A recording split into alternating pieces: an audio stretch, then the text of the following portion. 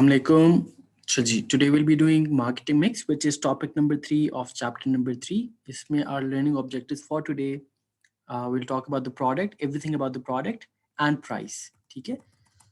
Marketing mix क्या होता है जी? Refers to the different elements involved in the marketing of a good or service. The 4 P's in short: product, price, promotion and place. Product और price आज का topic है. Promotion and place inshallah we'll be doing it tomorrow. ठीक है? So 4 P's हैं. Let's talk about product and price today. Product में क्या चीज़ include हो जाती है? Everything about the product, which means features, quality, branding, packaging, services, warranties. Pricing में pricing strategy, कौन सी prices set करनी है, allowances, discounts, everything about the price. Promotion में sales promotion, advertisement, public relations, direct marketing, everything that is related to the promotion of that product. And place में channels of distribution, market coverage, assortment, location, inventory, transport. So आज के लिए we'll be doing product and price. What is product then? It is the good or service. It could be a service as well, being produced and sold in the market. This includes all the features of the product as well as its final packaging. ठीक है? Features, design, user experience, naming, branding, differentiation. ये चीजें cater करता है आपका product, accommodate करता है. ठीक है? All right, what makes a product successful? So उसमें काफ़ी चीज़ें हैं जो इंक्लूड की जाती हैं. Design, performance, reliability, quality. Obviously ये जो बेसिक चीज़ें हैं वो तो ऑलरेडी होंगी. If design is good then it's a success. Performance is good, success. Reliability, quality. Capable of simulating new wants from the consumer. यानी if a product creates its own demands, एक तो होता है ना कि कंज्यूमर जो demand करता है वो कंपनीज बना रही होती हैं, but a good product is the one जो बन के अपनी डिमांड खुद क्रिएट करता है. ठीक है? Has something very distinctive that make it appear different, यानी यूनिक होता है from the rest of the competition. The first business to produce a new product और चेंजेस बिफोर द कंपटीशन, वहां पे प्रोडक्ट सक्सेसफुल हो सकता है, जिसे हम फर्स्ट मूवर एडवांटेज भी कह सकते हैं. यानी for example first the only company that is producing a good, right. Not to expensive to be produced, यानी उसकी कॉस्ट भी कम हो और वो सेलिंग प्राइस भी रिलेटिव उसके कम ही हो. एंड ऑब्वियसली सक्सेसफुल प्रोडक्ट तब होगा जब it would be satisfying existing needs and wants of a customer, right. So what goes into new product development? Idea generate होता है. ठीक है जी, idea about the product. Idea screen होते हैं क्योंकि there it's not only one idea, ideas होते हैं डिफरेंट. फिर आप उसको स्क्रीन, आइडिया स्क्रीनिंग क्या होती है जी? कॉस्ट, प्रॉफिट, पोटेंशियल, सेल्स, ये सारी चीजें आप मेजर करते हैं. Company also considers how well the offering fits in with its competitive strategy. Feature specifications. What features or specifications do you want to include in that particular product?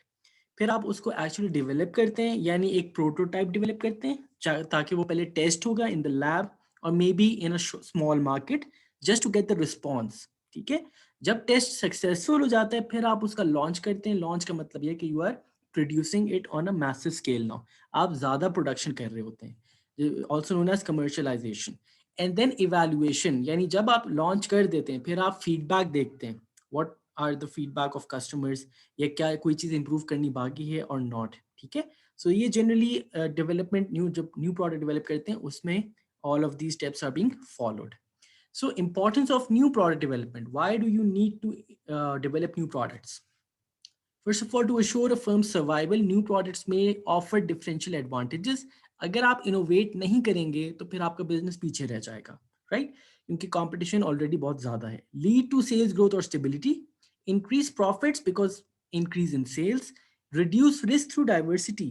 अगर आप एक तो ही प्रोडक्ट्स बना रहे होंगे तो हो सकता है उनकी डिमांड कम हो जाए and your business might fall. But अगर आप डाइवर्सिफाई करते हैं और भी ज़्यादा प्रोडक्ट्स बनाते हैं, उस केस में आपके लिए फिर डाइवर्सिफिकेशन आ जाएगी और रिस्क आपका स्प्रेड हो जाएगा. सो इवन इफ अगर एक प्रोडक्ट की डिमांड कम हो जाती है, you still have others to sell, right? Exploit technology, utilise waste material. Sometimes आप न्यू प्रोडक्ट्स वेस्ट मटेरियल से निकाल लेते हैं and waste material is itself a very costly thing. It could be a very costly thing, तो आप उसको भी utilise करके नया प्रोडक्ट बना सकते हैं. रिस्पॉन्ड टू कंज्यूमर नीड्स, हो सकता है कंज्यूमर को नया टाइप का प्रोडक्ट चाहिए हो तो फिर आप उसको केटर करते हैं. And be a result of the government mandate. All right, so why product succeed and others fail, यानी कुछ सक्सीड कर जाते हैं. If your product is meeting the market needs as shown in the first puzzle, then इसका मतलब है वो successful हो जाएगा बिकॉज आप मार्केट नीड्स को सेटिस्फाई कर रहे हैं, बट अगर आपका प्रोडक्ट मार्केट नीड्स को ही सेटिस्फाई नहीं करता, मिसमैच है, देन इट मीन्स कि no one is gonna buy your product और may be a very small number of people will buy it, and therefore आपका मिसमैच हो जाएगा, which will lead to failure. Acha, then comes product branding. What is brand name? Unique name of a product that distinguishes it from other brands. How do you know this is Coke? Or how do you know this is, let's say, Apple, maybe Oppo, something like that? क्योंकि उसकी brand है, brand name होता है. And अच्छा, brand image क्या है? An image given to a product which gives its own personality. यानी जो perception होती है ना about the product in the customer's mind. This is that brand image. For example, अगर हम कहते हैं Apple के products, एकदम से ख्याल आता है अच्छा जी might be very high quality. ठीक है, ये उसकी perception बनी हुई है. बट अगर हम कहते हैं चाइना का प्रोडक्ट है, लेट्स से कोई खिलौना खिलौना, ठीक है, any toys, then you might have a perception कि यार ये जल्दी टूट जाएगा, फारिग होगा. So that the perception in the mind of consumer is known as brand image. Then comes brand loyalty. Consumers keep buying the same brand again and again instead of another brand. तो brand loyalty को हम usually associate करते हैं with repeat purchases. जब आप एक ही product को खरीदते रहते हैं, एक ही brand को यानी, then it would mean कि आप brand loyal हैं, right? So benefits of business branding. ये जो name आप name करते हैं products को, what's the benefit of that? Reaching instant and positive recognition. Again अगर आपको पता होगा कि यार ये ब्रांड है, फॉर इंस्टेंस कोई भी नाम है ब्रांड का, कोक और एनीथिंग, उससे फिर आप इमीडिएटली रिकग्नाइज कर लेते हैं कि यार अच्छा ये प्रोडक्ट ऐसा है, right? Increasing trust and emotional connection. Sometimes जो हम कह रहे थे ना brand loyalty, it can create that as well. More chances for expansion and brand extension because you have a name. If it's a well established name तो फिर आप easily expand भी कर सकते हैं. Supporting marketing and advertising campaigns, क्योंकि now you have a name जिसके लिए आप एडवर्टाइज कर सकते हैं. Driving more conversions and sales, generating and retaining customers, charging more for products and services. Again, this also depends on the quality of that brand or maybe the brand image in the mind of customers. Increase the business value. So these are all the benefits of business branding.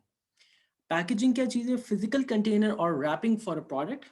जो हमें देखते हैं हर product कहीं ना किसी packing में होता है. It is also use for promotion and selling appeal. ना इसके यूजेस क्या हैं, फंक्शंस क्या हैं? सबसे पहले इट प्रोटेक्ट्स द प्रोडक्ट. कोई एडिबल आइटम हो आप उसको प्रोटेक्ट कर सकते हैं, कोई फ्रैजाइल आइटम हो आप उसको प्रोटेक्ट कर सकते हैं, ठीक है. इन्फॉर्म्स, अब आप देखो कभी कभी नहीं, हर वक्त ही अगर आप चिप्स का पैकेट भी बाय करते हैं उस पर सारी इन्फॉर्मेशन होती है कि ये इंग्रेडिएंट्स हैं और दिस फ्लेवर एटसेट्रा. इफ इसी तरह if you buy a technical product, technological product, वहाँ पे भी उसकी स्पेसिफिकेशंस होंगी. For instance if you buy mobile phone, वहाँ पे everything about the product will be mention. तो इन्फॉर्म भी करता है पैकेजिंग. देन आइडेंटिफिकेशन और मे बी आइडेंटिफाइज कि यार ये प्रोडक्ट जो है वो इसका है. फॉर एग्जाम्पल जी, यानी आप लेबल जो होता है ना, for example you are buying a Mars chocolate, maybe Kit Kat, ठीक है, तो वो उसकी पैकेजिंग बताएगी कि दिस इज मार्स और किट कैट, ठीक है. First eye contact with your customer is created by the packaging itself, क्योंकि आप प्रोडक्ट को तो नहीं देख रहे, आप तो पैकेजिंग को देख रहे होते हैं. तो जितनी अट्रैक्टिव होगी वो, जितनी हाई क्वालिटी लगेगी, उतना ज़्यादा अच्छा इंप्रेशन पड़ेगा. Distinguishes your product on shelf. Obviously आप डिफरेंट ब्रांड के प्रोडक्ट से डिफ्रेंशिएट कर सकते हैं by packaging and represents your brand as well, ठीक है. So these are all the functions of packaging. Now this is basically a life cycle जो हमारी एज ह्यूमन बीइंग होती है. सिमिलरली फॉर गर्ल्स, ठीक है, आपका you're born, then college, university, marriage, babies, and granny, and then bye bye. Similarly, product की भी life cycle है. The product life cycle refers to the stages a product goes through from its introduction to its retirement. यानी जब आप वो launch करते हैं और जब आप उसको ख़त्म कर रहे होते हैं product को. So this is the graph that explains it. आपकी y axis पे sales है, x axis पे time period जिसके लिए वो product के life cycle को आपको show करता है. So you have an introduction phase. Introduction phase में आपकी सेल्स बहुत कम होती हैं, आप टेस्ट मार्केटिंग कर रहे होते हैं. फिर दे कम्स अ टाइम जब आपकी टेस्ट मार्केटिंग सक्सेसफुल हो जाती है, अच्छा रिस्पॉन्स होता है, सो आप उसको फिर कमर्शलाइज यानी लार्ज स्केल पे प्रोडक्शन करने लगते हैं. तो फिर इस केस में आपकी जो ग्रोथ होती है वहाँ पे सेल्स ज़्यादा हो रही होती हैं, ठीक है. There comes a time when आपकी सेल्स थोड़ी सी स्टैग्नेंट होना शुरू हो जाती है, यानी जो स्लोप है वो थोड़ी सी हॉरिजॉन्टल होना शुरू हो जाती है. And that is known as maturity. Maturity में आपकी सेल्स हाई है, इसमें वो नहीं कि सेल्स कम हो रही है, बट स्टैग्नेंट है, यानी it's not increasing any more. And slowly and gradually जब आपकी मेच्योरिटी पीरियड खत्म हो जाता है तो फिर it starts to decline sales आपकी कम होने लगती हैं. मे बी न्यू प्रोडक्ट्स आ जाते हैं, उसके बेटर वर्जन आ जाते हैं, मे बी पीपल के टेस्ट फैशन चेंज हो जाता है, ठीक है, something of that sort. So this is the product life cycle of all the goods, right. Extension strategies क्या होती हैं? Marketing techniques use to extend the maturity stage. यानी देखो, as shown in this diagram, maturity के बाद आपका decline आ जाता है, ठीक है. So how can we extend this maturity, right, and avoid going into decline soon? Finding new market for the product. हो सकता है आप उस प्रोडक्ट को किसी और मार्केट में ले जाएं, ठीक है. New uses for the product, आप डिफरेंट फंक्शंस बना लें उसके, that can extend the product life cycle. Redesigning the product और द पैकेजिंग, पैकेजिंग अच्छी कर दें, क्वालिटी इंप्रूव कर दें. Increasing advertisement and other promotional activities, यानी ये वो हर वो एक्टिविटी होगी जिससे उसका सेल्स कंसिस्टेंट हो रहेंगी, या maybe you can increase it, ठीक है. So what do we mean by that? आप हो सकता है या तो उसको मेंटेन करेंगे, इन दैट केस आपका बस हल्का फुल्का एट दिस स्टेज होगा, या फिर जब आप ये एक्सटेंशन स्ट्रेटजी अप्लाई करेंगे तो you might even lead, it might even lead to growth, ठीक है. All right. What's the relation between sales and profits then? जब आप प्रोडक्ट डेवलप करते हैं तब तो सारी की सारी कॉस्ट होती है. कॉस्ट का मतलब है your there is no income, so ये सारे का सारा लॉस होता है. फिर इंट्रोडक्शन में थोड़ी बहुत सेल्स होती हैं तो आपका प्रॉफिट यानी लॉसेस जो है वो कम होना शुरू हो जाते हैं. देन ग्रोथ के पीरियड में आपकी क्योंकि सेल्स ज़्यादा हैं, income is greater then your revenue, income is greater then your cost, तो फिर आपको प्रॉफिट होगा. यहाँ पे क्योंकि मेच्योर हो जाता है, स्टैगनेंट हो जाता है, तो प्रॉफिट भी स्टैगनेंट हो जाता है. एंड देन जब डिक्लाइन होता है उस केस में आपकी सेल्स भी फॉलो हो रही होती है, and therefore your profit is also declining. अच्छा जी, प्रोडक्ट लाइफ साइकिल क्या हो सकती है जी? मैकडॉनल्ड्स प्रोडक्ट की वो या तो वो टॉय दे देता है, एज वी नो, ठीक है जी, तो बच्चे kids are we attracted towards it. Packaging अच्छी सी कर देगा, राइट. ये सारी टेक्निक्स होंगी, या कोई सॉस न्यू कर देगा, सारी टेक्निक्स होंगी कि वो अपनी प्रोडक्ट लाइफ साइकिल को एक्सटेंड कर सके, because people get bored you eating one thing over and over again, तो आपको फिर इम्प्रोवाइज करना पड़ता है, ठीक है. So this was all about the product. Then comes the second P, which is price. Price is the amount of money producers are willing to sell at और consumers are willing to buy at. ठीक है जी, यानी price जो है वो negotiation के through set होती है, जिस पे प्रोड्यूसर सेल करेगा और जिस पे कस्टमर बाय करेगा. तो इसकी क्या क्या टेक्निक्स है जी? Will talk about 4 pricing strategies. Price skimming में क्या होता है? Price skimming involve setting high prices when a product first enters the market to skim profits, यानी जल्दी जल्दी कलेक्ट करना फ्रॉम दोज विलिंग टू पे मोर before gradually lowering the price. तो प्राइस स्कीमिंग में आप जब इनिशियली लॉन्च करते हैं प्रोडक्ट को, तो वहां पे आप you set a higher price, ठीक है, एंड ओवर टाइम उसको फिर कम करते रहते हैं. इसके बेनिफिट्स क्या होंगे?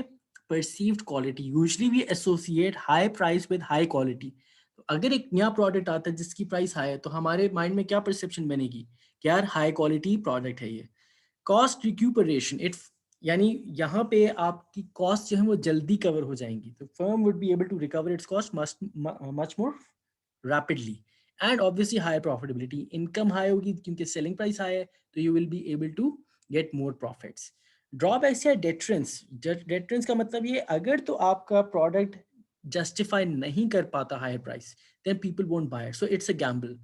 अगर अच्छा प्रोडक्ट है तो फिर हाई प्राइस भी जस्टिफाइड है, नहीं है तो फिर consumer will not buy it. Limitation of sales volume, obviously अगर हाई है तो फिर इतने ज्यादा लोग खरीदेंगे नहीं. Yes there might be a few sales but not enough, उसमें ये भी चांस होता है. फिर inefficient long term strategy, long term में you need to you know maybe convert that pricing into competitive pricing, यानी आप अपने कंपेटिटर से क्लोजर प्राइस रख सकते. This is not sustainable. तो ये है इसके कॉन्स, ठीक है, प्राइस स्कीमिंग के. Then comes penetration pricing. Penetration pricing जो है that is the exact opposite of skimming. Penetration pricing में you keep the price low in order to penetrate into the market. Penetrate means yani go deep in the market. So an effective strategy for new products and services to increase awareness, और यहाँ पे आप अपनी sales को भी generate कर सकते हैं.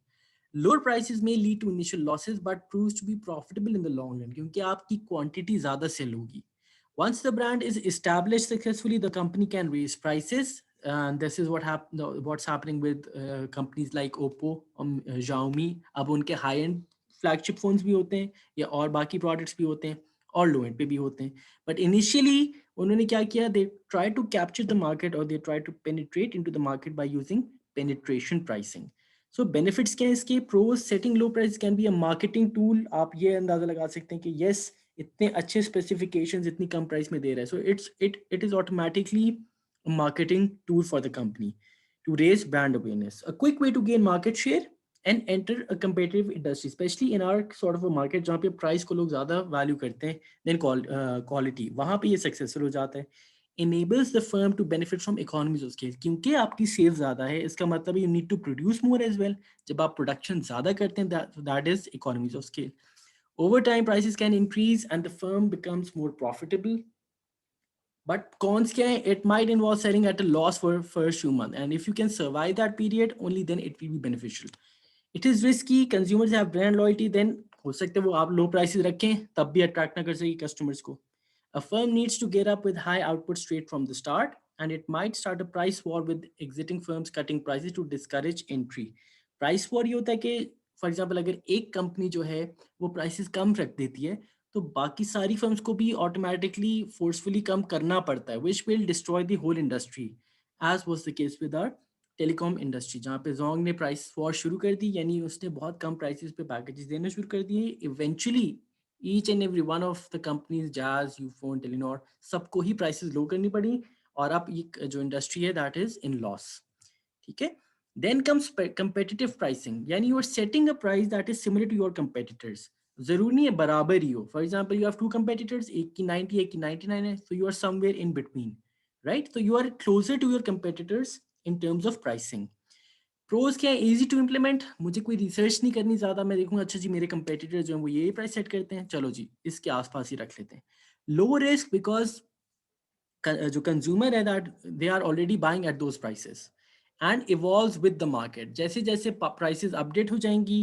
वैसे वैसे आपकी प्राइसेस इंडस्ट्री की प्राइसेस अपडेट होंगी आपकी प्राइसेस भी अपडेट हो जाएंगी cons can disconnected from demand अच्छा क्योंकि you are just following your competitors तो यहाँ पे हो सकते हैं let's say if your demand is to high और आप अकॉर्डिंगली फिर कंपेटिटर्स की प्राइस सेट करके लो प्राइस सेट करें तो ये आपको नुकसान है सिमिलरली अगर डिमांड बहुत लो है और आप कंपेटिटर्स को देख के हाई प्राइस सेट कर बैठते हैं तो फिर आपकी सेल्स नहीं होंगी तो यहाँ पे फ्लेक्सिबिलिटी कम है because you are not moving at your own will आप सिर्फ कंपेटिटर्स को फॉलो करते हैं and ignores customers then comes cost plus pricing as the name suggest आप पहले अपनी कॉस्ट को देखते हैं अच्छा जी टोटल कॉस्ट है लेट से दिस अमाउंट ठीक है $100 फिर आप देखते हैं अच्छा जी मेरा जो है मार्जिन दैट इज 10% तो मैं $110 पे बेच दूंगा यानी इसमें आपकी कॉस्ट को देखते हैं and then you set a price above your cost so it's very simple to use है सिंपल टू कैलकुलेट है predictably covers all the costs क्योंकि आप कॉस्ट से ऊपर ही प्राइसिंग रेट रहे हैं and easy to justify for instance जी if something is expensive and you if you go to the market कोई वेजिटेबल बाय करते हैं एनीथिंग अब कहते हैं यार ये इतना महंगा क्यों दे रहे हो कहते हैं सर हमें कॉस्ट इतनी पड़ी है so we don't have an option but to buy that product तो it is very easy to justify मुझे ये कॉस्ट पड़ी है तो मैं आपको थोड़ा सा तो मार्जिन रख के दूंगा ना कॉन्स क्या है इनएफिशिएंट है because you are not looking at the market situation again ignores the market conditions and doesn't show value इसमें सिर्फ आपकी कॉस्ट को कंसिडर किया जाता है right then concept of price elasticity of demand basically the effect of change in price on the quantity demand यानी कि अगर आपकी प्राइस चेंज करते हैं आप अगर आप प्राइस चेंज करते हैं what's the effect of that on the quantity demanded अगर ज्यादा प्रोपोर्शन से चेंज हो जाती है quantity demanded we call it elastic demand जिसे हम यहाँ इससे डिनोट करते हैं और अगर प्राइस चेंज इन प्राइस ज्यादा है प्रोपोर्शंस परसेंटेजेस की बात हो रही है और चेंज इन क्वांटिटी परसेंटेज कम है इसका मतलब दैट इज इन इलास्टिक यानी आप प्राइस ज्यादा मूव करेंगे तो आपकी क्वांटिटी डिमांडेड ज्यादा मूव नहीं करेगी दैट्स इन इलास्टिक और अगर आप प्राइस थोड़ी सी चेंज करेंगे और आपकी क्वांटिटी डिमांडेड ज्यादा चेंज हो जाती है then it's price elastic right so the concept किस तरीके से ये कॉन्सेप्ट यूज कर सकते हैं आपके suppliers then producers can calculate the PED of their product and take suitable action to make the product more profitable for instance अगर elastic demand होगी so let me annotate यहाँ पे देखो अगर आपकी इलास्टिक डिमांड है जिसका कर्व थोड़ा सा स्लांटेड होता है इस केस में it's better to lower the price why because देखो अगर आप 80 यानी आपने परसेंटेजेस में जाना है we won't call it 15 and 60 का डिफरेंस आपने परसेंटेजेस फाइंड आउट करनी होती है अगर मैं थोड़ी सी प्राइस कम करता हूँ तो मुझे इतना ज़्यादा क्वांटिटी मेरी बढ़ जाती है ठीक है सो इन दैट केस अगर इलास्टिक डिमांड है तो this is now increase in price ज़्यादा है as you can see but increase in quantity ज़्यादा है sorry my bad increase in quantity ज़्यादा है डिक्रीज इन प्राइस कम है ठीक है so in this case it's better to reduce the price क्योंकि आप थोड़ी सी प्राइस कम करेंगे बहुत ज़्यादा क्वांटिटी पे इफेक्ट आ जाएगा and you will be able to sell more, यानी the loss in the change in the fall in price is less than the rise in the demand. इसलिए आपको बेहतर है इलास्टिक डिमांड में आप कि to in order to reduce price, आपको फिर बेहतर होगा कि प्रॉफिट ज़्यादा हो जाएंगे, आपकी इनकम ज़्यादा हो जाएगी। ठीक है, तो इलास्टिक के केस में आप प्राइस कम कर दें, आपकी क्वांटिटी डिमांड ज़्यादा बढ़ जाएगी। बट अगर आप प्राइस थोड़ी सी भी ज़्यादा करते हैं, लेट्स से 65 to 80 जाते हैं, तो आपकी क्वांटिटी डिमांड बहुत कम हो जाएगी। सो इट्स नॉट रिकमेंडेड कि आप प्राइसेस को हाई करें, राइट। अच्छा जी, इसी तरह इन इलास्टिक के केस में इट्स दी ऑपोजिट। आप अगर प्राइस ज़्यादा करेंगे कम करेंगे, उससे इतना ज़्यादा इफेक्ट नहीं पड़ेगा आपका। ठीक है जी, तो आप क्या करें, it's better to increase the prices, क्योंकि प्राइस में इंक्रीज से क्वांटिटी डिमांड पे हल्का फुल्का इफेक्ट आएगा। तो सी 40% से आपने प्राइस इंक्रीज की, 10 to 14 चले गए, और सिर्फ आपकी क्वांटिटी डिमांड 10% से कम हुई है, which means the demand is in elastic. इस केस में क्योंकि आप कंज्यूमर प्रोड्यूसर को ये पता होगा कि consumer will still by the products, तो वो प्राइस इंक्रीज करेगा, तब भी थोड़ी बहुत ही डिमांड पे इफेक्ट पड़ेगा। So the increase in price या increase in revenue from increase in price is greater than, ये वाला जो एरिया है, than the decrease in quantity demanded. ठीक है, तो इन इलास्टिक के केस में प्रोड्यूसर को क्या चाहिए जी, कि वो प्राइसेस को ज्यादा कर दे, वहां पे उसको बेनिफिट होगा। ठीक है, बट अगर वो प्राइसेस को कम कर देता है, लेट्स से 14 से 10 कर देता है, तो डिमांड पे इतना फर्क नहीं पड़ेगा, तो उस केस में उसको लॉस ज्यादा हो रहा होगा, right. All right, so this was it. अच्छा, कल we'll be doing the remaining two, promotion and place, so make sure that you watch the lecture. All right everyone, take care, khuda hafiz.